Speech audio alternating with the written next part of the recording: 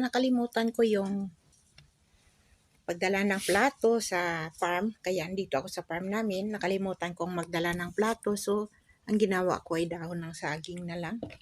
Kaya, ang ulam ko ay lahat ipil-ipil. Ayan yung murang bunga niya. At saka ito, yung medyo matigas na. At saka kanyang talbos.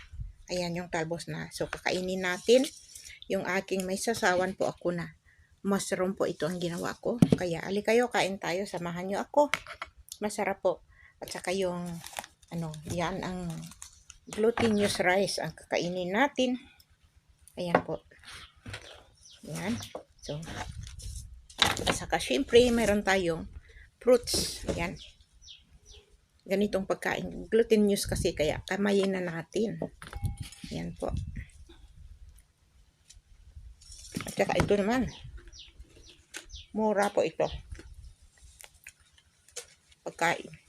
Ganyan natin.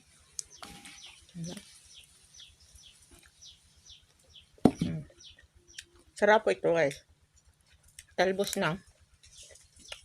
Ipil-ipil. Yan. Press po ito. Hindi dito na press. Saka ito naman. Yan. Ganyan lang yan. Kunin natin.